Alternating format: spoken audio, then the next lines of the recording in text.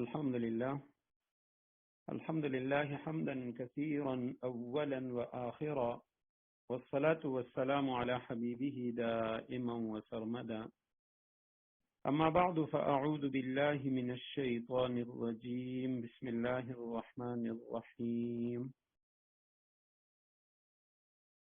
ولا تؤتوا السفهاء أموالكم التي جعل الله لكم قياما وارزقوهم فيها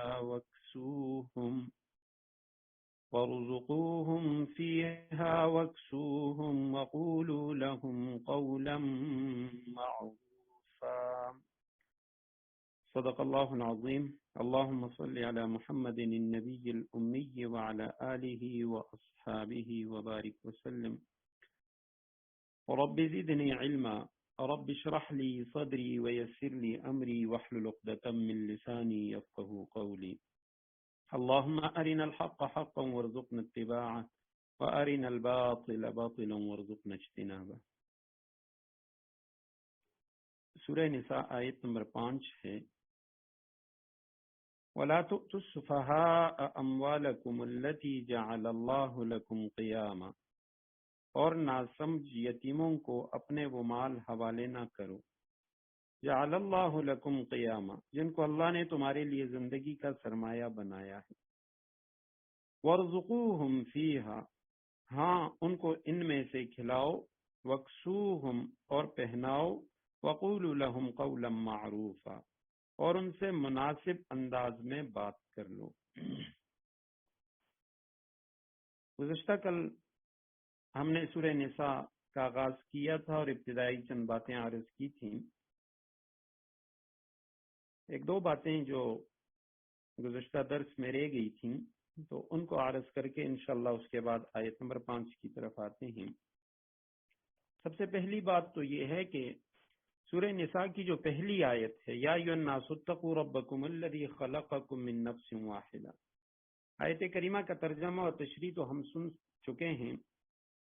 البتہ ایک اور بات جو سورہ آل عمران کے اندر بھی میں عرض کر چکا ہوں، سورہ آل عمران کی آیت نمبر 102 میں، کہ اگر کبھی ہم نے غور کیا ہو تو جب بھی نکاح ہوتا ہے اور نکاح کے اندر خطبہ پڑھا جاتا ہے جو سنت عمل ہے، تو نکاح کے خطبے کے اندر 4 آیات پڑھی جاتی ہیں. ان آیات میں سے ایک آیت کریمہ سورہ آل عمران کی ہے، ایک سورہ نساء کی پہلی آیت اور 2 آیتیں سورہ احزاب کی. سورہ آل عمران کی جو پہلی آیت ہے، سورہ آل عمران کی جو آیت نمبر 102 ہے، یا ایھا الذین آمنوا اتقوا اللہ حق تقاتہ ولا تموتن الا وانتم مسلمون. سورہ نساء کی آیت کریمہ، یا ایھا الناس اتقوا ربکم الذی خلقکم من نفس واحدہ وخلق منها زوجها وبث منهما رجالا كثيرا ونساء واتقوا الله الذي تساءلون به والارحام ان الله كان عليكم رقيبا.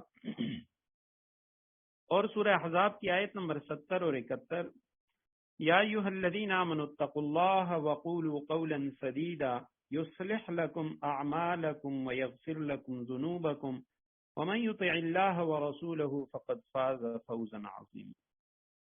ان 4 آیات کریمہ کے اندر کہیں بھی نکاح کا کوئی لفظ موجود نہیں ہے.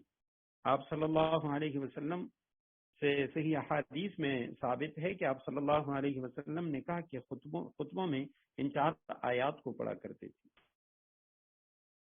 تو اب علماء کرام نے اس کی تشریح کی ہے کہ آیا ان 4 آیتوں کے اندر کون سی چیز ہے مشترکہ کہ آپ صلی اللہ علیہ وسلم نے ان کا انتخاب کیا نکاح کے خطبے کے لیے، حالانکہ اس میں نکاح کا لفظ نہیں ہے. تو جب ہم دیکھتے ہیں آیات کے اندر، 4 آیتوں کے اندر سب سے زیادہ جو چیز مشترکہ ہے وہ تقوی ہے. پہلی آیت کریمہ میں اتقوا اللہ حق تقاتہ، اللہ سے ڈرو جیسے اللہ سے ڈرنے کا حق ہے. اس آیت کریمہ میں یا ایھا الناس اتقوا ربکم، اور آخر میں پھر فرمایا واتقوا اللہ الذی تساءلون بہ. اور سورہ احزاب کی آیت میں یا ایھا الذین آمنوا اتقوا اللہ وقولوا قولا سدیدا. فرمایا وجہ یہ ہے کہ نکاح کے خطبے میں جب یہ 2 فریقین آپس میں ملتے ہیں اور یہ نکاح کا جو سنت عمل ہے یہ اس کی تکمیل ہوتی ہے تو اس موقع پہ آپ صلی اللہ علیہ وسلم نے یہ تعلیم دی کہ نکاح کے لیے سب سے زیادہ جو اہم چیز ہے وہ دونوں فریقین میں میاں اور بیوی کے اندر تقوی کا ہونا یہ لازمی شرط ہے، کیونکہ نکاح یہ کوئی عارضی طور پہ ایک بے و شراء کی طرح خرید و فروخت تو نہیں ہے، بلکہ یہ تو پوری زندگی کا ایک مستقل بندھن ہے اور ایک مستقل سنت ہے، لہذا جب تک تقوی نہیں ہوگا تو یہ نکاح جو ہے یہ پائیدار نہیں ہوگا۔ اب اگر پیسے کی بنیاد پہ ہو تو ہم دیکھتے ہیں دنیا میں جتنے بھی بڑے بڑے سرمایہ دار ہیں جو بے دین ہیں تو ان میں نکاح اس کی کوئی اہمیت ہی نہیں ہے، کتنی طلاقیں ہو جاتی ہیں۔ اور اسی طرح اگر حسن و جمال کو دیکھا جائے تو بہت سارے ایسے لوگ کہ جو اپنی مرضی سے نکاح کرتے ہیں لیکن اس کے بعد بھی طلاقیں واقع ہو جاتی ہیں، وجہ یہ ہے کہ تقوی نہیں ہے۔ تقوی یہ سب سے زیادہ اہم چیز ہے نکاح کے لیے، اور تقوی یہ ہے کہ خدا خوفی دل میں ہو، اللہ سبحانہ و تعالیٰ کی نافرمانی سے ڈرے، اگر ایک طرف والا زیادتی بھی کرے تو دوسرا جو ہے وہ اسے برداشت کرے۔ اور اس طرح کے کئی واقعات ہیں، ایک بزرگ کا واقعہ آتا ہے، بہت بڑے اللہ کے ولی، اور ان کی جو گھر والی وہ بڑی بد زبان تھی، تو کسی نے کہا کہ حضرت یہ کیا ہے؟ تو وہ فرمانے لگے کہ یہ میری جنت ہے، کہ مجھے اگر اللہ سبحانہ و تعالی جنت عطا کریں گے تو اس کی وجہ سے کیونکہ میں اس کے ساتھ گزارا کر رہا ہوں۔ حضرت مرزا مظہر جانے جانا رحمہ اللہ، جو قاضی ثناء اللہ پانی پتی جنہوں نے تفسیر مظہری لکھی ہے، ان کے شیخ تھے اور بڑی نفیس طبع کے مالک تھے۔ بہت سارے واقعات ان کی کتابوں میں آتے ہیں کہ کتنی نفاست تھی ان میں، لیکن گھریلو زندگی میں ان کی جو گھر والی تھی، کئی موقع پہ ان کے جو مہمان آتے یا اس طرح کے لوگ تو وہ ان کے ساتھ بدسلوکی کرتی تھی، تو حضرت فرمایا کرتے تھے کہ میں ان کے ساتھ اسی لیے گزارا کر رہا ہوں کہ اللہ سبحانہ و تعالیٰ اس کی وجہ سے مجھے جنت عطا کریں گے۔ تو اس طرح کے بہت سارے واقعات ہیں۔ ایک اللہ کے ولی کا ذکر آتا ہے کہ وہ بڑے بدصورت تھے اور گھر والی جو تھی وہ بڑی خوبصورت تھی، تو کسی نے اس عورت سے کہا کہ تم اس شخص کے ساتھ کیسے گزارا کر رہے ہو؟ تو اس نے فرمایا میں اس لیے گزارا کر رہی ہوں کیونکہ آپ صلی اللہ علیہ وسلم نے صبر اور شکر کرنے والے دونوں کو جنتی فرمائے، تو میں اس کے ساتھ صبر کر رہی ہوں اور میرا جو شوہر ہے وہ شکر کر رہا ہے۔ تو فرمایا نکاح کے لیے سب سے زیادہ جو اہم چیز ہے وہ تقوی ہے، اور اسی لیے نکاح کے خطبے میں آیات کریمہ کی تلاوت کی جاتی ہے، جبکہ آج کل ناسمجھی کی وجہ سے ہمارے ہاں یا تو یعنی جو شوہر ہے تو اس کو بٹھایا ہی نہیں جاتا، اور اگر بٹھا بھی دیا جاتا ہے تو اس کو پتہ تک نہیں ہوتا کہ بھئی نکاح کے خطبے میں کیا پڑھا جا رہا ہے۔ دوسری جو چیز کل کے درس میں ہم سے رہ گئی وہ فَانكِحُوا مَا طَابَ لَكُم مِّنَ النِّسَاءِ مَثْنَىٰ وَثُلَاثَ وَرُبَاعَ۔ نبی علیہ السلام کے کثرت زواج یا ازواج کی کثرت، زواج شادی کو کہا جاتا ہے اور ازواج بیویوں کو، تو آپ صلی اللہ علیہ وسلم نے جو زیادہ شادیاں کی تھیں اس کی وجہ کیا تھی؟ مختصر سی گفتگو میں کر چکا تھا، لیکن اسی پہ مزید تھوڑی سی گفتگو کرتے ہیں۔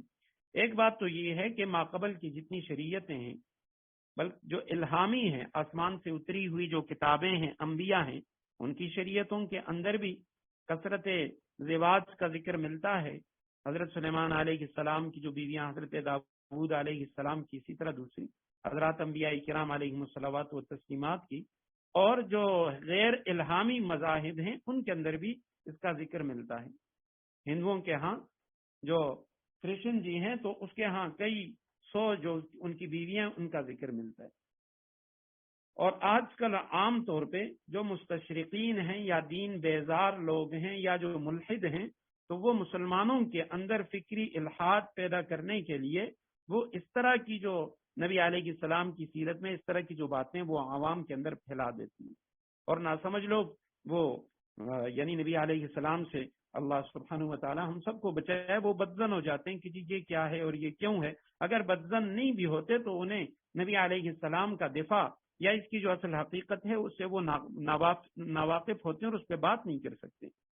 بہت سارے ایسے لوگوں کا ذکر ملتا ہے جو کہتے ہیں کہ ہم تو یعنی جب ہم سے نبی علیہ السلام کی ازواج مطہرات کے متعلق، یہ متعدد نکاح کے متعلق بات ہوئی تو ہم تو بالکل یعنی دین سے نکل گئے تھے، ہمارے ذہن میں طرح طرح کے خدشات پیدا ہو گئے تھے کہ جی اس کی کیا وجوہات ہیں۔ اور جو لوگ باہر کی یونیورسٹیوں میں پڑھتے ہیں وہاں جاتے ہیں تو عام طور پہ وہ لوگ ان کو دین سے اسی وجہ سے بیزار کر دیتے ہیں. بہت سارے لوگوں نے اپنے واقعات لکھی. تو مختصراً میں عرض کرتا ہوں کہ نبی علیہ السلام نے یہ جو شادیاں کی تھیں، متعدد نکاح کیے، اس کی وجہ کیا ہے؟ سب سے پہلی بات تو یہ ہے کہ نبی علیہ السلام نے کوئی بھی نکاح وہ نفسانی خواہشات اس کے غلبے کی وجہ سے نہیں کیے. کیونکہ جب ہم دیکھتے ہیں آپ صلی اللہ علیہ وسلم نے جو پہلا نکاح کیا ہے حضرت خدیجہ رضی اللہ تعالیٰ عنہ سے 25 سال کی عمر میں، اور ان کی عمر مبارک مشہور قول کے مطابق 40 سال تھی. اور پھر آپ صلی اللہ علیہ وسلم جب تک وہ زندہ رہی آپ صلی اللہ علیہ وسلم نے کوئی اور شادی نہیں کی. 50 سال آپ صلی اللہ علیہ وسلم کی عمر مبارک تھی کہ ان کا انتقال ہوا.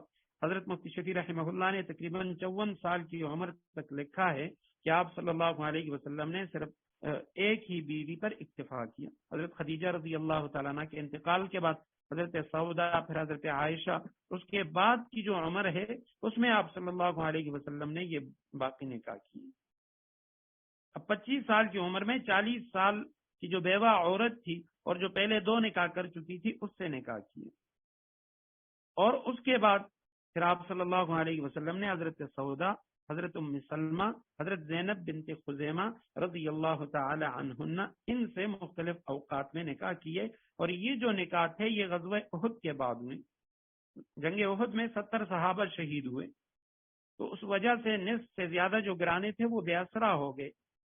بیوگان اور یتیموں کا کوئی سہارا نہ رہا، تو آپ صلی اللہ علیہ وسلم نے اس مسئلے کو حل کرنے کے لیے صحابہ کرام کو ترغیب دی، اور آپ صلی اللہ علیہ وسلم نے خود یہ جو 3 ازواج تھیں ان سے شادی کی. تو اس وجہ سے آپ صلی اللہ علیہ وسلم کے متعدد نکاح، باقی صحابوں کے متعدد نکاح، اس وجہ سے کئی جو بے آسرا گرانے تھے ان کو آسرا مل گیا. اور عربوں میں کثرت ازواج اس کا رواج بھی تھا. گزشتہ کل ہم پڑھ چکے ہیں قبیلہ بنو ثقیف کے ایک شخص کے بارے میں، غیلان ثقفی، کہ اس نے 10 نکاح کیے تھے جاہلیت میں. اسی طرح دیگر کسی نے 5، کسی نے 8 نکاح کیے. اور عربوں میں یہ بھی رواج تھا کہ جب کوئی شخص ان کے خاندان سے، ان کے قبیلے سے نکاح کر لیتا، وہ ان کا داماد بن جاتا، تو اس کے خلاف پھر وہ جنگ نہ کرتے، یعنی اپنی عزت کے خلاف سمجھتے. اور یہی وجہ ہے کہ ابو سفیان جو آپ صلی اللہ علیہ وسلم پر اسلام لانے سے قبل شدید ترین مخالف کفار کا سردار غزوہ بدر اس کی وجہ سے، اور غزوہ احد کے اندر وہی سردار تھا، جنگ خندق کے اندر وہی سردار. تو یہ ابو سفیان جب آپ صلی اللہ علیہ وسلم نے ان کی بیٹی حضرت ام حبیبہ جنہوں نے پہلی ہجرت کی تھی حبشہ، اور حضرت عبید اللہ ابن جحش جو بعد میں عیسائی ہو گئے تھے، عبداللہ ابن جحش، اور حضرت زینب بنت جحش ان کے بھائی تھے، آپ صلی اللہ علیہ وسلم کی پھپھی کے بیٹے تھے. تو وہ وہاں جا کے مرتد ہو گئے. تو حضرت ام حبیبہ کا تو کوئی نہیں تھا، شوہر کے ساتھ انہوں نے ہجرت کی تھی اور وہی مرتد ہو گیا. تو آپ صلی اللہ علیہ وسلم نے ان سے نکاح کیا. اور حضرت جویریہ رضی اللہ تعالی عنہ، ان کے والد یہ قبیلے بنو مستلق کے سردار تھے، اور مکہ مکرمہ اور مدینہ منورہ کے درمیان یہ قبیلہ رہتا تھا. تو آپ صلی اللہ علیہ وسلم نے ان سے جہاد کیا، ان کا سردار مارا گیا. حضرت جویریہ رضی اللہ تعالیٰ عنہ قید ہو کر ایک صحابی کے حصے میں آئی. تو صحابہ کرام نے مشورہ کر کے، چونکہ سردار کی بیٹی تھی، تو اس کو آزاد کیا، اور نبی علیہ السلام نے ان سے نکاح کیا. اور اس نکاح کی برکت سے اس قبیلہ کے 100 گرانے آزاد ہوئے اور وہ سب مسلمان ہوئے. حضرت عائشہ رضی اللہ تعالیٰ عنہ وہ فرمایا کرتی تھیں کہ ازواج مطہرات میں سے میں نے جویریہ کے نکاح جیسا بابرکت نکاح کسی کا نہیں دیکھا کہ جس کی وجہ سے اس کے 100 گرانے ان کو غلامی سے نجات بھی ملی جو آپ صلی اللہ علیہ وسلم کی قید میں تھے، اور یہ سب مسلمان بھی ہو گئے. خیبر کی لڑائی میں سن 7 ہجری میں یہودی سردار کی بیٹی حضرت صفیہ رضی اللہ تعالیٰ عنہ وہ قید ہو کر ایک صحابی کے حصے میں آئی. تو آپ صلی اللہ علیہ وسلم نے ان سے نکاح کیا، وہ یہودی سردار کی بیٹی تھی. حضرت میمونہ، اس کی نکاح کی وجہ سے نجد کے علاقے میں اسلام پھیلا. اور ان شادیوں کا مقصد یہ بھی تھا کہ لوگ حضور صلی اللہ علیہ وسلم کے قریب آ سکیں، اخلاق نبوی کا مشاہدہ کر سکیں، تاکہ انہیں راہ ہدایت نصیب ہو. حضرت ماریہ رضی اللہ تعالیٰ عنہ سے نکاح بھی اسی سلسلے کی کڑی کہ آپ پہلے عیسائی تھیں، مسیحی تھیں، اور ان کا تعلق ایک شاہی خاندان سے تھا.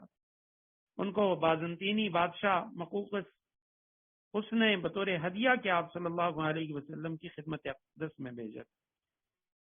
حضرت زینب بنت جحش جو ابھی جن کے بھائی کا ہم نے ذکر پڑا کہ وہ حبشہ جا کے وہاں عیسائی بن گئے تھے، تو آپ صلی اللہ علیہ وسلم نے ان کا نکاح اپنے منہ بولے بیٹے حضرت زید کے ساتھ کیا تھا، زید بن حارثہ رضی اللہ تعالیٰ عنہ کے ساتھ. متبنہ تھے، منہ بولے بیٹے، اور عرب متبنہ کی جو بیوی ہے اس کے ساتھ نکاح کو حرام سمجھتے تھے. تو جب انہوں نے بعد میں طلاق دے دی، آپ صلی اللہ علیہ وسلم نے منع بھی فرمائے، تو ان کے طلاق کے بعد آپ صلی اللہ علیہ وسلم نے حضرت زینب بنت جحش سے نکاح کیا، اور اس نکاح سے آپ صلی اللہ علیہ وسلم نے یعنی یہ جو شریعت کا مسئلہ تھا وہ صحابہ کو بتایا کہ متبنہ حقیقی بیٹے کے ذیل میں نہیں آتا، وہ حقیقی بیٹے کی طرح نہیں ہوتا کہ اس کی گھر والی سے نکاح نہ جائے. تو یہ آپ صلی اللہ علیہ وسلم کی جو ازواج مطہرات، اور اسی طرح ازواج مطہرات کو آپ صلی اللہ علیہ وسلم کی نجی اور خانگی جو زندگی ہے وہ امت تک پہنچانے کے لیے آپ صلی اللہ علیہ وسلم نے متعدد نکاح کی. آپ صلی اللہ علیہ وسلم کی وفات کے بعد حضرت عائشہ رضی اللہ تعالیٰ عنہ 48 سال زندہ رہیں. 2210 آپ کی مرویات ہیں جو احادیث انہوں نے نقل کی ہیں، اور صحابہ فرماتے ہیں کہ جب کسی مسئلے میں ہمیں شک ہوتا تو حضرت عائشہ رضی اللہ تعالیٰ عنہ کو اس کا علم ہوتا، ہم ان کے پاس چلے جاتے، ان سے مسئلہ پوچھتے. حضرت ام سلمہ رضی اللہ تعالیٰ عنہ کی مرویات وہ 378 ہیں. تو یہ آپ صلی اللہ علیہ وسلم کی جو متعدد نکاح تھی اس کی کئی وجوہات، اس میں سے یہ چند جو وجہ وہ میں نے بیان کر دی، علماء نے اس پہ تفصیلی کتابیں لکھی. البتہ ازواج مطہرات کے حوالے سے آپ صلی اللہ علیہ وسلم نے یہ جو نکاح فرمائے تو ان کی ترتیب یاد کرنے کے لیے 1-2 سال قبل میں نے جمعوں پہ ازواج مطہرات، آپ صلی اللہ علیہ وسلم کی سیرت، اور پھر آپ صلی اللہ علیہ وسلم کی ازواج، اہل بیت، بنات اور بنین، ان پہ ترتیب وار جمعے کی جو کہ خطبے تھے وہ پیش کیے تھے. تو اس دوران یہ چیز کہ آپ صلی اللہ علیہ وسلم نے ازواج مطہرات میں سے پہلے کس کے ساتھ نکاح کیا، دوسرے نمبر پہ، تیسرے نمبر پہ، یہ جو 11 ازواج مطہرات ہیں ان کی ترتیب کیا ہے، تو عام طور پہ انسان کو یہ یاد نہیں رہتی. تو اس کے لیے بڑے غور و خوض کے ساتھ میں نے ایک لفظ وہ ترتیب دیا جس کے اندر یہ 11 کے 11 ازواج مطہرات کے نام آ جاتے ہیں. ان کے نام کا پہلا حرف ہے، اگرچہ یہ لفظ کوئی بامعنی لفظ نہیں ہے، اس کا کوئی خاص معنی نہیں بنتا، لیکن یاد رکھنے کے لیے یہ میں نے ترتیب دیا ہے: خسا، حزاز، جاسم، خا سین عین خسا، اس کے بعد حزاز، حازا الف زا، حزاز، جاسم. اور اس طرح کے جو الفاظ ہوتے ہیں یہ مخففات یہ انسان کے ذہن میں بیٹھ جاتے ہیں تو پھر یہ بھولتے نہیں. خسا، حزاز، جاسم، یہ ترتیب وار ازواج مطہرات کے ناموں کا پہلا حرف ہے. مثلا خا، اس سے مراد پہلی زوجہ مطہرہ حضرت خدیجہ. سین سودا، خسا عین سے حضرت عائشہ، اور حزاز حا سے حضرت حفصہ، زا سے زینب بنت خزیمہ، اور الف سے حضرت ام سلمہ، اور پھر زا سے زینب بنت جحش. زینب بنت خزیمہ وہ آپ صلی اللہ علیہ وسلم نے 5ویں نمبر پہ ان سے نکاح کیا، اور زینب بنت جحش سے 7ویں نمبر پہ. اور جاسم جیم سے حضرت جویریہ، الف سے حضرت ام حبیبہ، صاد سے حضرت صفیہ، اور آخر میں میم سے حضرت میمونہ سلام اللہ تعالی علیہن. خسع، خزاز، جاسم، اس کے اندر یہ 11 کے 11 ازواج مطہرات کے نام ترتیب کے ساتھ کہ شروع سے آخر تک آپ صلی اللہ علیہ وسلم نے اس ترتیب سے ان ازواج مطہرات کو اپنے عقد میں لیا اور ان سے نکاح فرمایا. اب آتے ہیں آج کی آیت کی طرف. وَلَا تُؤْتُوا السُّفَهَاءَ أَمْوَالَكُمُ الَّتِي جَعَلَ اللَّهُ لَكُمْ قِيَامًا وَارْزُقُوهُمْ فِيهَا وَاكْسُوهُمْ وَقُولُوا لَهُمْ قَوْلًا مَّعْرُوفًا. اچھا، اس سے پہلی یہ آیت نمبر 4 پہ بھی ایک بات عرض کر دوں. وَآتُوا النِّسَاءَ صَدُقَاتِهِنَّ نِحْلًا، ان عورتوں کے ان کے مہر خوشی سے دے دیا کرو. یہ مہر کے متعلق تھوڑی سی وضاحت کر دوں کہ مہر کیا ہے اور کم از کم مہر کیا ہے، اور اسی طرح مہر فاطمی جو عوام کے اندر مشہور ہے تو اس کی اصل کیا ہے. ان عورتوں کے جو مہر ہیں وہ خوشی سے دیا کرو، اور اگر وہ اس کا کچھ حصہ خوش دلی سے چھوڑ دیں تو اسے خوشگواری اور مزے سے کھا لو. فَكُلُوا هَنِيئًا مَرِيئًا. تو مہر کا جو نصاب ہے، پہلی بات تو یہ نکاح کے اندر دو چیزیں ضروری ہیں. نکاح کے جو ارکان ہیں وہ دو ہیں، ایک ایجاب و قبول، اور دوسری چیز وہ دو گواہ. دو گواہوں کی موجودگی میں اگر ایجاب و قبول ہو جائے، ایجاب و قبول کا مطلب یہ ہے کہ ایک طرف سے پہلا جملہ کہ میں اپنے آپ کو تمہارے نکاح میں، یعنی اگر عورت کہے کہ میں اپنے آپ کو تمہارے نکاح میں دینا چاہتی ہوں اور مرد کہے مجھے قبول ہے، تو جو پہلا جملہ ہوتا ہے اسے ایجاب اور دوسرے کو قبول کہا جاتا ہے. تو ایک تو ایجاب و قبول یہ نکاح کا رکن ہے، اور دوسرا رکن وہ دو گواہ ہیں. دو گواہوں کی موجودگی میں اگر کوئی لڑکا اور لڑکی وہ ایجاب و قبول کر لے تو ان کا نکاح منعقد ہو جاتا ہے. البتہ مہر یہ لازم ہے، لیکن اگر نکاح میں اس کا تذکرہ نہ بھی ہو تب بھی مہر رکھنا وہ ضروری ہے. بعد میں رکھ لیں، اگرچہ اس کا کوئی ذکر نہیں ہے، انہوں نے کچھ متعین ہی نہیں کیا، لیکن اگر اس طرح بغیر تعین کے انہوں نے نکاح کر لیا تو بعد میں وہ جو عورت ہے اس کو مہر مثل ملتا ہے، اس کی بہنوں، اس کی خالاؤں کے جو مہر ہیں اس کے برابر اس عورت کو مہر ملے گا. تو اب کم از کم جو چیز مہر رکھی جا سکتی ہے وہ کیا ہے؟ تو زیادہ کی تو کوئی حد نہیں ہے، کوئی جتنی زیادہ رکھتا ہے، لیکن آپ صلی اللہ علیہ وسلم کی حدیث مبارکہ ہے کہ برکت والا نکاح وہ ہے جس کے اندر مہر کم ہو. تو امام شافعی رحمہ اللہ اور دیگر ائمہ وہ کہتے ہیں کہ کوئی بھی چیز، کم سے کم چیز وہ مہر بن سکتی ہے، اور یہاں تک کہ ان کے ہاں قرآن کی تعلیم یہ بھی مہر ہے. اگر میاں اور بیوی اس بات پہ نکاح کر لیں کہ شوہر اپنی بیوی کو قرآن پڑھائے تو وہ کہتے ہیں یہ بھی اس کا مہر ہو سکتا ہے. امام اعظم ابو حنیفہ رحمہ اللہ وہ فرماتے ہیں کم از کم جو مہر ہے وہ 10 دراہم ہے، 10 درہم سے کم مہر نہیں ہو سکتا. اور حدیث مبارکہ ان کی دلیل ہے، آپ صلی اللہ علیہ وسلم نے فرمایا لا مہر لاقل من 10 دراہم، کہ 10 درہموں سے کم مہر نہیں ہو سکتا. اور ایک درہم جو ہے وہ 3 ماشے کا ہوتا ہے، 3 ماشے اور 1 رتی کے برابر 1 درہم ہوتا ہے. تو اس لحاظ سے یہ جو 10 دراہم ہیں جو مہر کی کم از کم مقدار ہیں، تو یہ 31.5 ماشے، 31.1/2 ماشے بنتے ہیں. تو 1 تولہ وہ 12 ماشے کا ہے. تو اس حساب سے مہر کی جو کم از کم مقدار بنتی ہے وہ 2 تولے 7.5 ماشے چاندی کے برابر، یعنی اس سے کم کوئی مہر نہیں ہے. اور نہ ہی اس میں پیسوں کا اعتبار ہوتا ہے کہ جی ہم یہ دیکھیں پیسے کیا بنتے ہیں، بلکہ اگر کوئی شخص کم از کم مہر رکھنا چاہے تو اسے چاہیے کہ اس وقت چاندی کے حساب سے 2 تولے اور 7.5 ماشے چاندی، اس کے برابر وہ یعنی مہر جو ہے وہ رکھ سکتا ہے. اس سے کم مہر امام اعظم ابو حنیفہ رحمہ اللہ کے نزدیک نہیں ہو سکتا. اب مہر فاطمی وہ کیا ہے؟ تو لوگ عام طور پہ پیسوں کے حوالے سے اس کا حساب کرتے ہیں، وہ غلط ہوتا ہے، کوئی کیا کہتا ہے کوئی کیا. تو حضرت فاطمہ رضی اللہ تعالی عنہا کا جو مہر تھا وہ حدیث میں آتا ہے کہ 12.5 اوقیہ، 12.1/2 اوقیہ یہ ان کا مہر. اور 1 اوقیہ یہ پیمانے ہیں وہ 40 درہم کا ہوتا ہے. تو 1 اوقیہ 40 درہم کا، اور 12 اور 12.5 اوقیہ یہ 500 درہم بن جاتے ہیں. اور 500 درہم اگر آج کے حساب سے ہم لگائیں گے تو پیسوں کے حساب سے نہیں لگائیں گے بلکہ چاندی کے حساب سے، تو یہ مہر فاطمی یہ 131.3 ماشے بنتا ہے، یعنی 131 تولے اور 3 ماشے چاندی. یہ حضرت فاطمہ رضی اللہ تعالیٰ عنہ کا مہر تھا. اگر کوئی شخص برکت کے لیے حضرت فاطمہ رضی اللہ تعالیٰ عنہ کا جو مہر ہے اپنی بہن یا اپنی بیٹی کا رکھنا چاہتا ہے تو اسے چاہیے کہ 131 تولے اور 3 ماشے چاندی، اس کی جو قیمت بنتی ہے اس حساب سے یہ مہر رکھ سکتا ہے. فرمایا وَلَا تُؤْتُوا السُّفَهَاءَ أَمْوَالَكُمْ، اور ناسمجھ یتیموں کو اپنے وہ مال حوالے نہ کرو، الَّتِي جَعَلَ اللَّهُ لَكُمْ قِيَامًا، جن کو اللہ نے تمہاری لیے زندگی کا سرمایہ بنایا.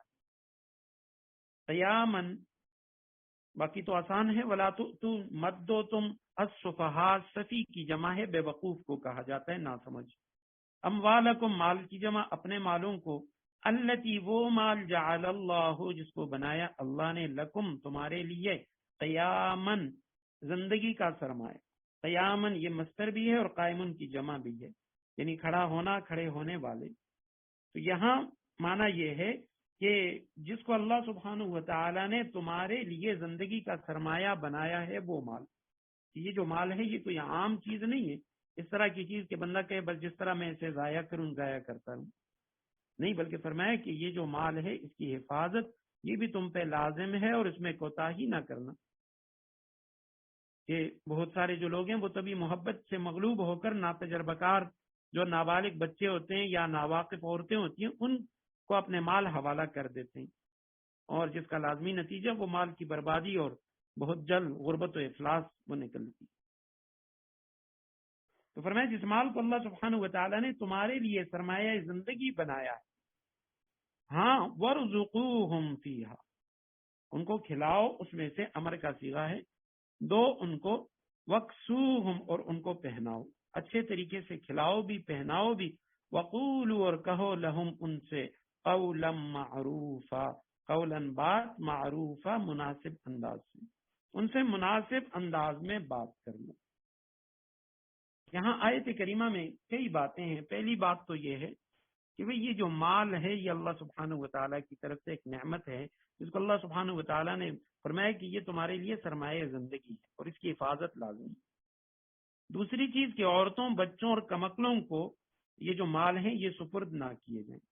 حضرت عبداللہ ابن عباس رضی اللہ تعالیٰ عنہما فرماتے ہیں کہ قرآن کریم کی آیت کریمہ میں یہ ہدایت کی گئی ہے کہ اپنا پورا مال کمکل، بچوں اور عورتوں کے سپرد کر کے خود ان کے محتاج نہ بنو، بلکہ اللہ تعالیٰ نے تم کو قوام اور منتظم بنایا ہے.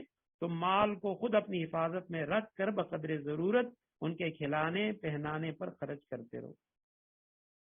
اور اگر وہ مال کو اپنے قبضے میں لینے کا مطالبہ کریں، یا انہی بچوں کا مال ہے، نابالغ بچوں کا یا گھر والی کا مال ہے اور خدشہ ہے کہ بھئی یہ اسے ضائع کر دے گی، تو اس صورت میں فرمایا معقول بات کہہ کر انہیں سمجھا دو کہ جس میں ان کی دل شکنی بھی نہ ہو اور مال بھی ضائع ہونے نہ پائے. دوسری جو بات ہے اس آیت کریمہ میں وہ یہ ہے کہ مال کی حفاظت یہ ضروری امر ہے اور اس کو ضائع کرنا گناہ ہے. اپنے مال کی حفاظت کرتے ہوئے کوئی شخص اگر قتل ہو جاتا ہے، مقتول ہو جاتا ہے، تو وہ شہید ہے. آپ صلی اللہ علیہ وسلم نے فرمایا من قتل دون مالی فہو شہید، اپنے مال کی حفاظت کرتے ہوئے جو شخص مقتول ہو جائے وہ شہید ہے. اور ایک روایت میں فرمایا کہ نیک آدمی کے لیے اس کا اچھا اور پاکیزہ مال بہترین متاع حیات ہے. اور ایک روایت میں فرمایا کہ جو شخص اللہ عز و جل سے ڈرتا ہو اس کی مالداری میں دین کا کوئی حرج نہیں ہے. ان احادیث سے پتہ چلتا ہے کہ صالح اور متقی آدمی کا مال پاس رکھنا اس کے حق میں مضر نہیں ہے، کیونکہ ایسا شخص اللہ سبحانہ و تعالیٰ کا خوف دل میں رکھتا ہے اور اپنے مال کو گناہوں میں خرچ کرنے سے اپنے آپ کو بچاتا ہے. اور اس کے بعد تیسری چیز کہ لا تؤتوا السفہاء اموالکم التی، کہ جو بے وقوف ہیں تو مال ان کے حوالے نہ کرو. تو یہ کب تک، اگلی آیت کریمہ میں اس کی تشریح آ رہی ہے کہ یہ مال تم کب تک اپنے پاس رکھو گے اور کب ان کے حوالے کرو گے.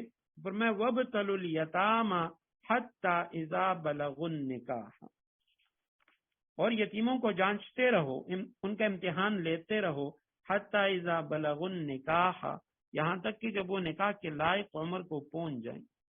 فإن آنستم، پس اگر تم ان سے یہ محسوس کرو کہ ان میں رشدن، سمجھداری آ چکی ہے، فادفعوا، پس دے دو ان کو، حوالے کر دو ان کے، اموالہم، ان کا مال. ولا تأکلوها، اور مت کھاؤ اس مال کو، اسرافن، فضول خرچی کر کے، وبدارن، اور جلدی جلدی، ان یکبروا، اس خیال سے کہ وہ کہیں بڑے نہ ہو جائیں. ومن کان غنیا فلیستعفف، یتیموں کے سرپرستوں میں سے من کان غنیا، جو خود مالدار ہو، فلیستعفف، تو وہ اپنے آپ کو یتیم کا مال کھانے سے بالکل پاک رکھے. ومن کان فقیرا فلیأکل بالمعروف، ہاں اگر وہ خود محتاج ہو تو معروف طریقہ کار ملحوظ رکھتے ہوئے کھا لے، دستور کے مطابق وہ کھا لے. فإذا دفعتم الیہم، پھر جب تم ان کے مال انہیں دے دو، فأشہدوا علیہم، تو ان پر گواہ بنا لو، وکفی باللہ حسیبا، اور اللہ حساب لینے کے لیے کافی ہے. وابتلوا، ابتلا سے ہے، آزمائش کرو تم، امتحان لو، جانچو، یتاما، یتیموں کو، حتی، یہاں تک، اذا بلغوا، جب وہ پہنچیں، جمع مذکر غائب کا صیغہ بلغہ سے، جب وہ پہنچے ان نکاح، نکاح کی عمر یعنی نکاح کے لائق عمر کو پہنچ جائیں.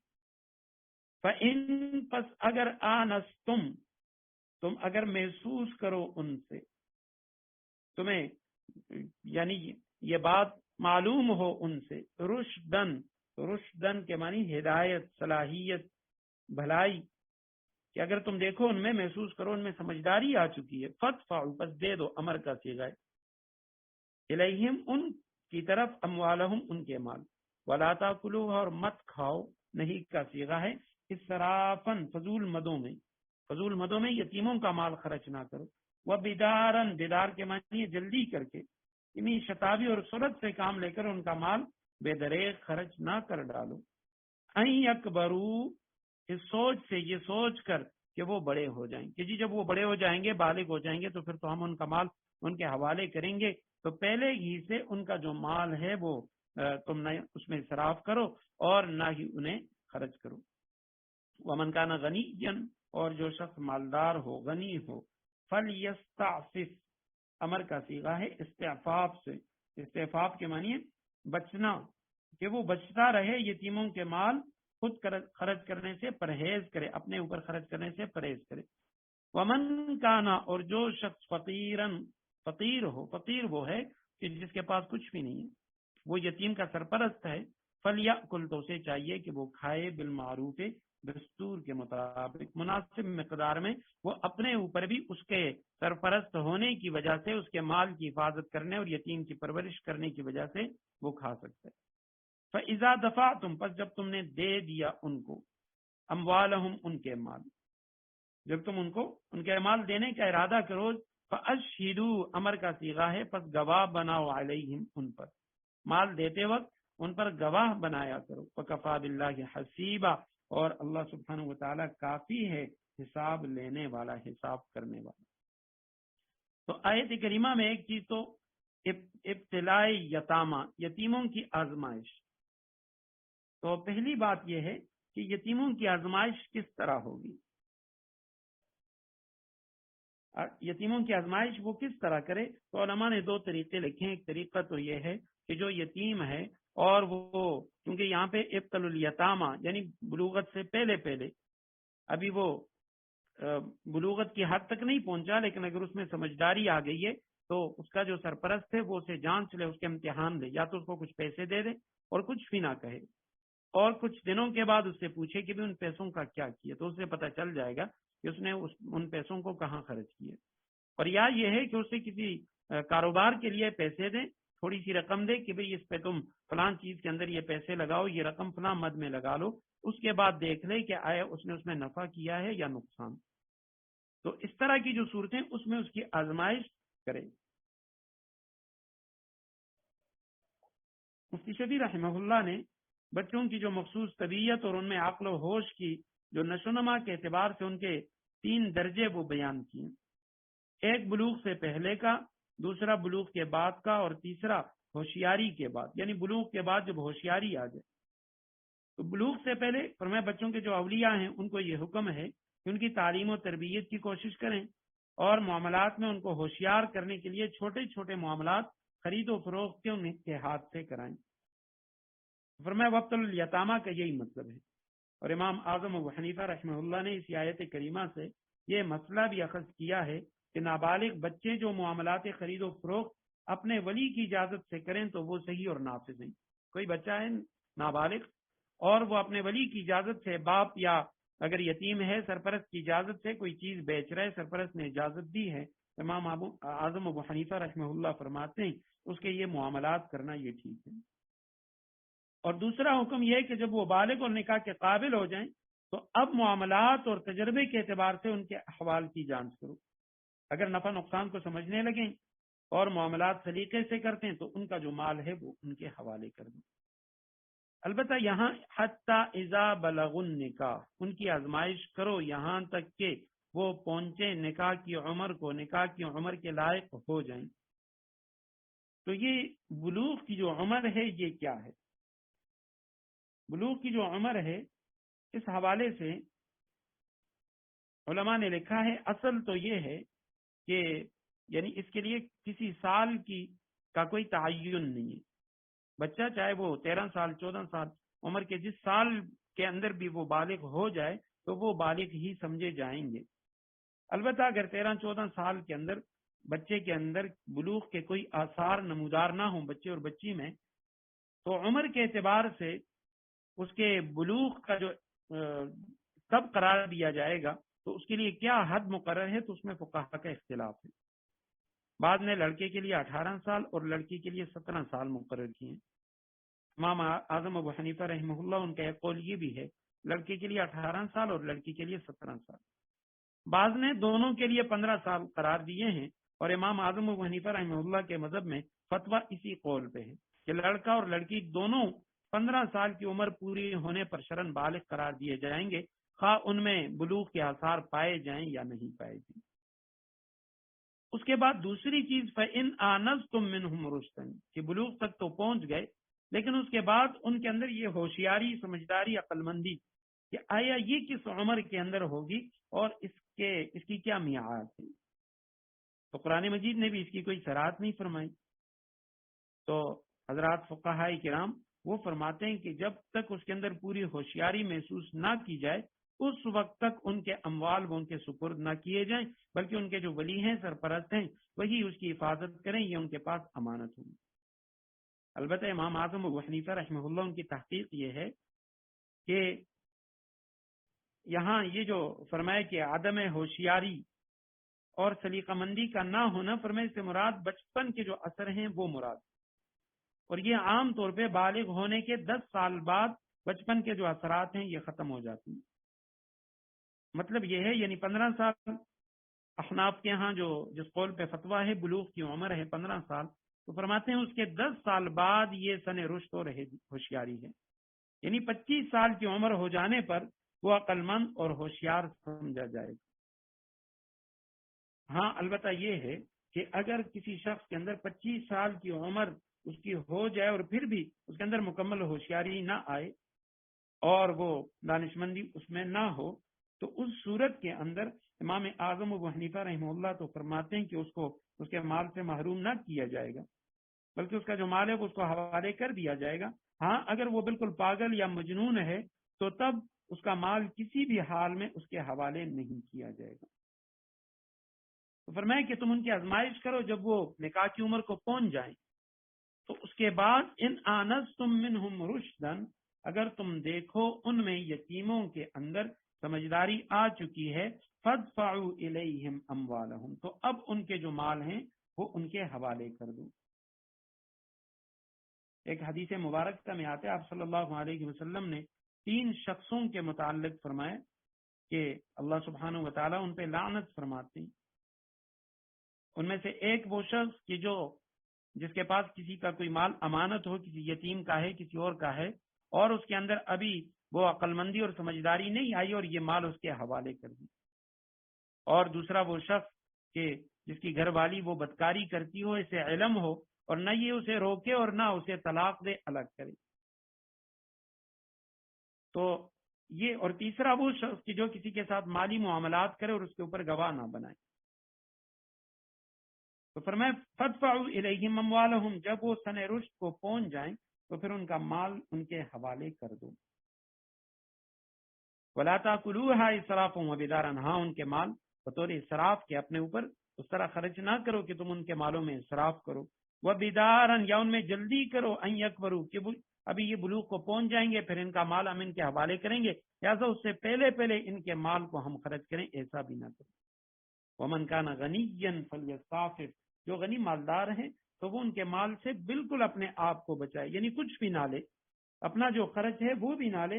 اور اسی آیت کریمہ کے ضمن میں مفتی شفیع رحمہ اللہ انہوں نے لکھا ہے کہ جو لوگ اوقاف کے نگران ہیں یا مساجد مدارس کے منتظم ہیں یا مسلم حکومتوں کے اداروں کے ذمہ دار ہیں یا اسی طرح دیگر ملکی اور ملی خدمات وہ انجام دے رہے ہیں، تو ان میں سے اعلیٰ اور افضل یہ ہے اگر ان کے پاس اتنا اثاثہ ہو، مال ہو کہ وہ اپنے بچوں کے ضروری اخراجات پورے کر سکتے ہوں، تو ان اداروں سے اور حکومت کے بیت المال سے کچھ بھی نہ لیں۔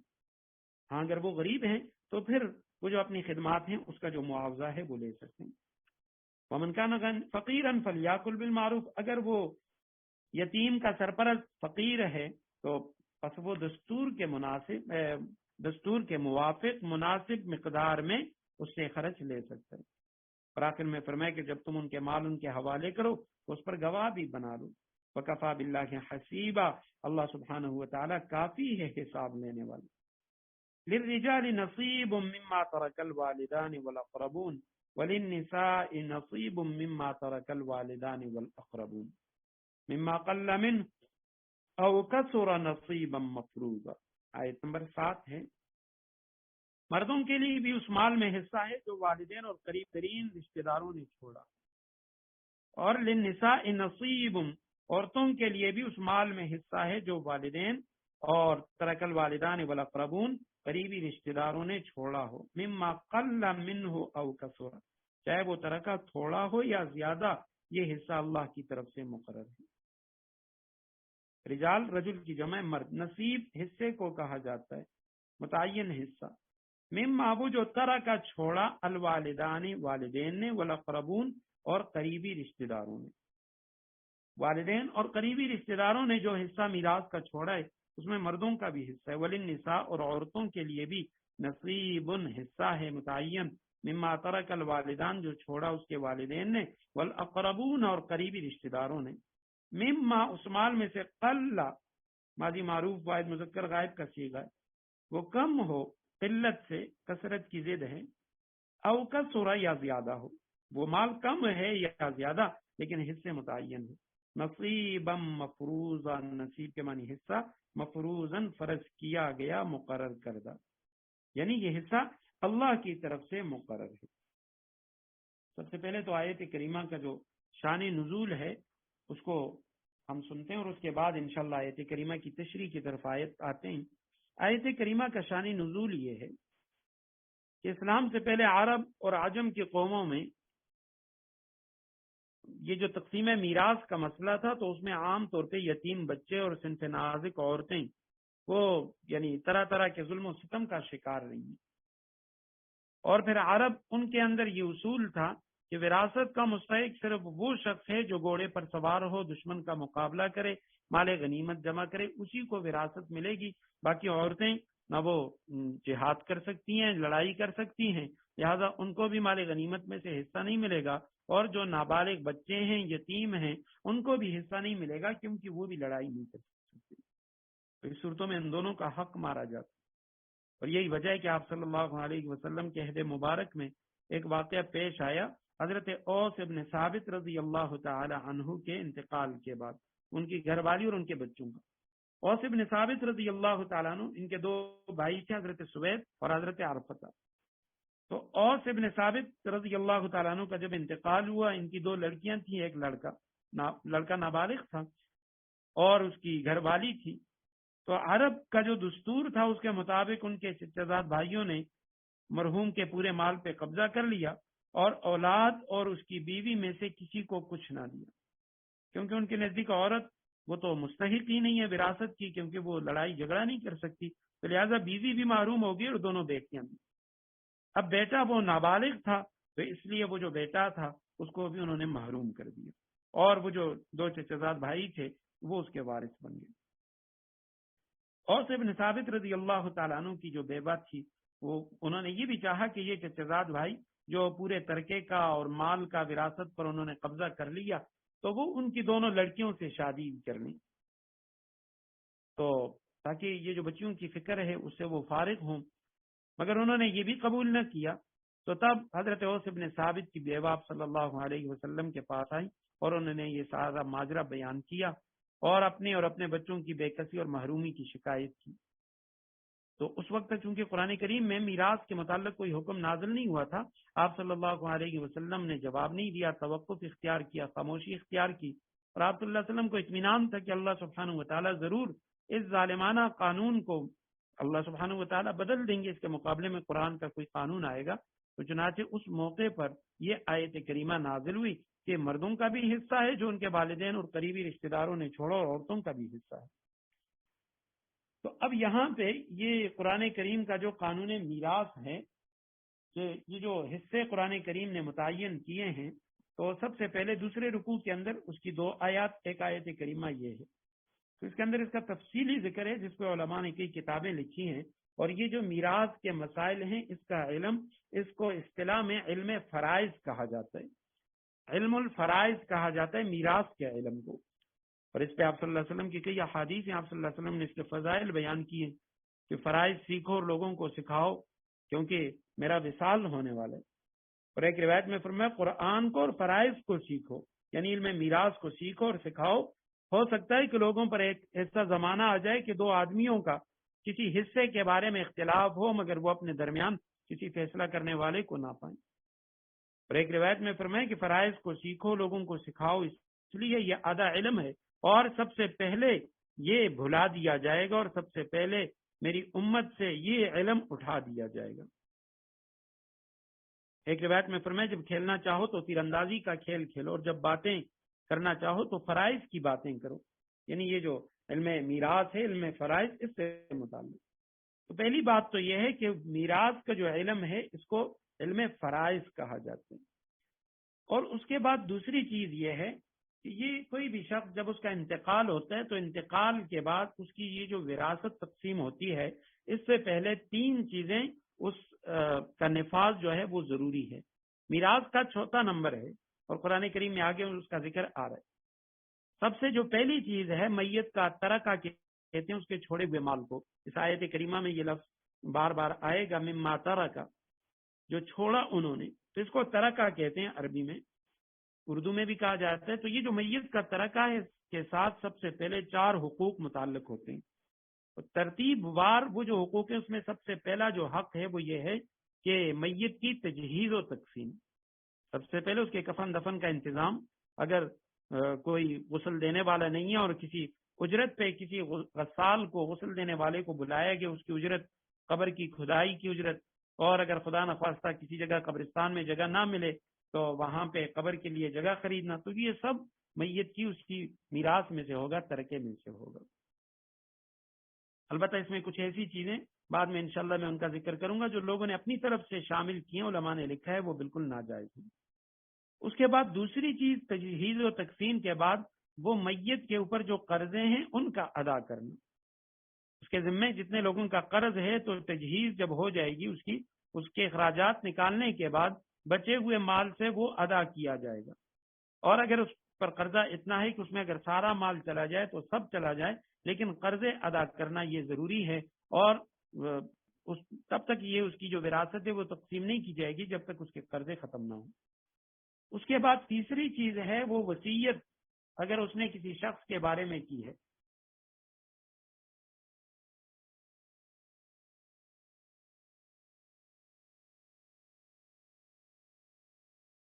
ہے وہ نافذ کی جائے گی، لیکن وصیت کے لیے قانون یہ ہے کہ کوئی بھی شخص اپنے مال میں سے 1/3 سے زیادہ کی وصیت نہیں کر سکتا.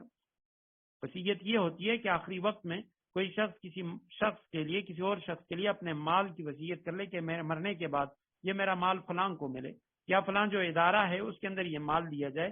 تو اس کے لیے ضروری ہے 1/3 یا اس سے کم، اس کے پورے مال کا 1/3 یا اس سے کم. اس سے زیادہ کے اندر وصیت کرے گا وہ نافذ نہیں ہوگی، صرف 1/3 کے اندر وصیت نافذ ہوگی. اور کسی وارث کے لیے بھی وصیت جائز نہیں. اس کے بعد اب چوتھا نمبر وہ تقسیم میراث کا ہے. پہلے تجہیز و تقسیم، پھر قرضوں کی ادائیگی، اس کے بعد کوئی وصیت ہے تو اس کی ادائیگی، اور آخر میں تقسیم میراث. اپنی زندگی میں اگر کوئی شخص اپنا مال دینا چاہتا ہے وہ کل بھی دے سکتا ہے، آدھا بھی دے سکتا ہے. اگرچہ اس کی بعض صورتیں جو ہیں وہ بہتر نہیں ہیں، اچھی نہیں ہیں، اس میں اس کے لیے گناہ ہے، لیکن اگر وہ زندگی میں خرچ کرنا چاہتا ہے تو خرچ کر سکتا ہے، لیکن مرنے کے بعد 1/3 سے زائد کی وصیت نہیں کر سکتا. اب جب تقسیم میراث ہوگی، چوتھے نمبر پہ اس کی میراث تقسیم کی جائے گی، تو میراث کی تقسیم کے لیے سب سے پہلے ان لوگوں کے حصے ہوں گے جن لوگوں کو اصحاب الفرائض کہا جاتا ہے. وہ لوگ جن کے حصے قرآن کریم نے بیان کیے ہیں، تو سب سے پہلے ان لوگوں کے اندر اس کا جو مال ہے وہ دیا جائے گا. اور یہ نظام وراثت جو ہے اس کے کچھ اصول ہیں، انشاءاللہ بعد میں اس پہ گفتگو کریں گے. تو سب سے پہلے ان کا حصہ اصحاب الفرائض جن کے حصے قرآن نے بیان کی. اس کے بعد عصبات ہیں، اگر ان سے مال بچ جاتا ہے یا یہ جن کے حصے قرآن نے بیان کیے ان میں سے کوئی شخص نہیں ہے، پھر اس کا مال وہ عصبہ کو ملتا ہے. اور اس کے بعد جو ہیں وہ ذوی الارحام ہیں، اور جو فرائض کی کتاب ہے اس کے اندر اس کی تفصیل ملتی ہے۔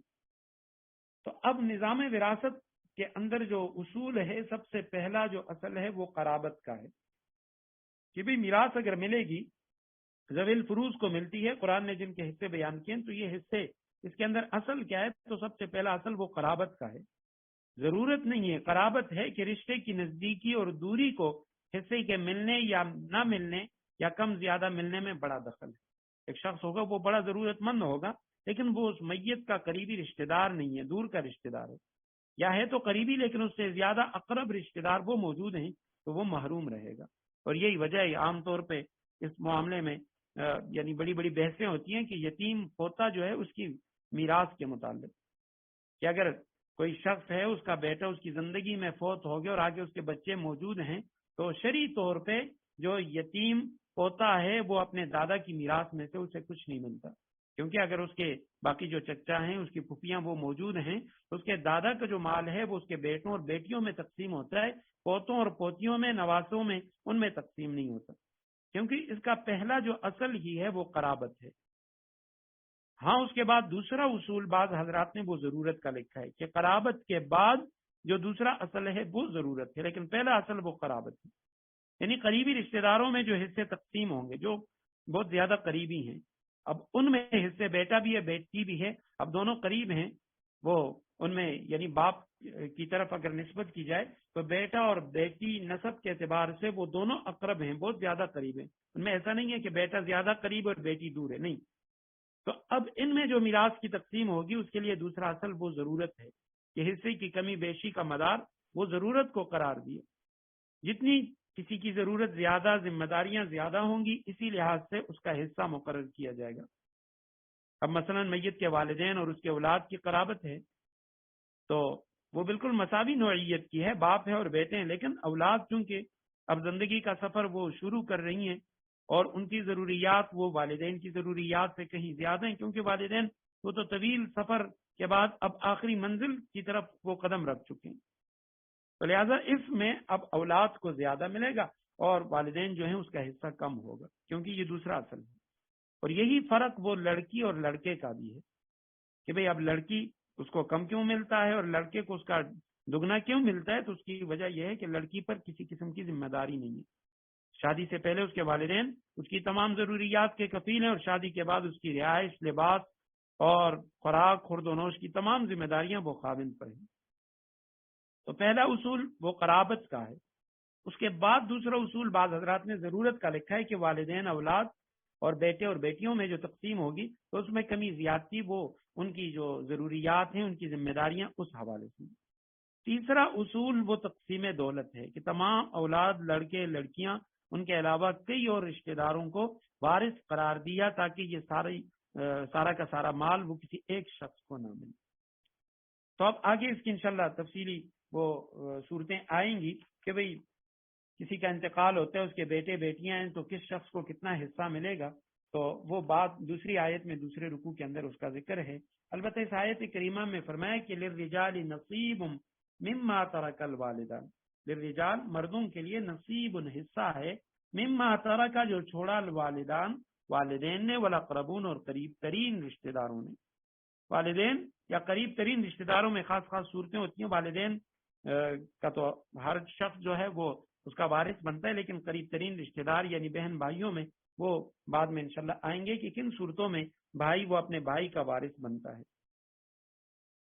وللنساء اور فرمایا عورتیں نصیب ان کا بھی حصہ ہے، یہ جو جاہلیت کا قانون ہے وہ درست نہیں ہے، تو عورتوں کے لیے بھی حصہ ہے، مما ترک الوالدان والاقربون، جو چھوڑا ان کے والدین نے یا قریبی رشتہ داروں نے، مما قل منہ او کثر، وہ مال کم ہے یا زیادہ ہے، نصیبا مفروضا، یہ حصہ اللہ کی طرف سے مقرر ہے۔ اور اس میں میراث میں اکثر دنیا کے اندر دیکھا جاتا ہے کہ بہت سارے لوگ وہ اولاد کو نافرمانی کی وجہ سے عاق کر دیتے ہیں، جی میں نے اس کو عاق کر دیا، اپنی تمام جائیدادوں سے محروم کر دیا، تو قانونی طور پہ اگرچہ وہ عاق ہو جاتا ہے، قانونی طور پہ اس کو وراثت میں حصہ نہیں ملتا، لیکن شرعی طور پہ کوئی بھی شخص وہ اپنے اولاد کو، بیٹے یا بیٹی کو عاق نہیں کر سکتا، یعنی نافرمانی اگر وہ کر رہا ہے تو وہ یہ نہیں کہہ سکتا کہ میں اس کو اپنی وراثت نہیں دوں گا، وراثت میں سے حصہ نہیں دوں گا.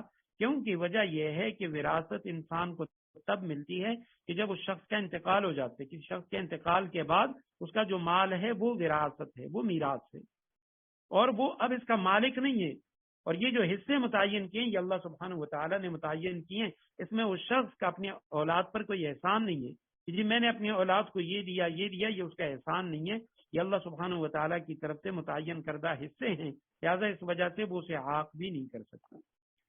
وَإِذَا حَضَرَ الْقِسْمَ، آیت نمبر 8، اولو القربى والیتامى والمساکین، اور جب میراث کی تقسیم کے وقت غیر وارث جن کا کوئی حصہ متعین نہیں، کیونکہ جن کے حصے متعین ہیں وہ تو اسی کے مطابق ان کو ملیں گے، لیکن غیر وارث حضر القسمہ اگر حاضر ہو جائیں میراث کی تقسیم کے وقت، اولو القربى رشتہ دار، والیتامى یتیم آ جائیں، والمساکین اور مسکین لوگ آ جائیں، فرزقوہم تو ان کو بھی دو اس میں سے کچھ مال، فرزقوہم من اس میں سے کچھ ان کو بھی دے دو، وقولوا اور کہو لہم ان سے قولا معروفا مناسب انداز میں بات، ان سے مناسب انداز میں بات کرو. اب یہ جو حکم دیا جا رہا ہے کہ بھئی اگر حاضر ہو جائیں تقسیم میراث کے وقت، قسمت کے معنی ہے تقسیم، تو قریبی رشتہ دار آ گئے، یتیم آ گئے، مسکین آ گئے، تو ان کو مال دو. فرزقوہم، اب یہ صیغہ امر کا ہے لیکن علماء نے لکھا ہے اس سے مراد وجوبی نہیں ہے، یہ امر استحبابی ہے، مستحب ہے، بہتر ہے کہ آپ اپنی میراث کی تقسیم کر رہے ہیں، اپنے حصے لے رہے ہیں، اور کچھ ایسے یتیم ہیں یا فقیر ہیں جن کے پاس کچھ بھی نہیں ہے وہ آ جاتے ہیں، تو آپ بطور احسان کے ان کو بھی اس میں سے کچھ دے دیں. ان کا کوئی حصہ نہیں ہے، نہ وہ مطالبہ کر سکتے ہیں، لیکن آپ بطور احسان کے صدقے کے ان کو کچھ دے دیں. وقولوا لهم قولا معروفا، اور اچھے طریقے سے ان سے کچھ بات بھی کر لیں. یعنی یا تو یہ اگر آپ کچھ دینا نہیں چاہتے یا آپ دے نہیں سکتے تو تب بھی ان کو خوش طبی کے ساتھ، خوش دلی کے ساتھ ان کو رخصت کریں، ان کی دل سکنی نہ کریں، غصہ نہ کریں. اور اگر آپ نے ان کو دے دیا لیکن تھوڑا سا کوئی چیز دے دی، اب وہ اس پہ راضی نہیں ہے، تو تب بھی ان سے اچھے طریقے سے مناسب انداز سے بات کر کے ان کو رخصت کر لیں. اگلی جو آیت کریمہ ہے اور اس کے بعد کا رکوع، تو اس کے اندر یہ یعنی میراث ہی کے مسائل ہیں، تو انشاءاللہ آئندہ درس میں اس پہ گفتگو کریں گے. بارک اللہ لی ولکم فی القرآن العظیم ونفعنی وإیاکم بالآیات والذکر الحکیم، وآخر دعوانا ان الحمد للہ رب العالمین.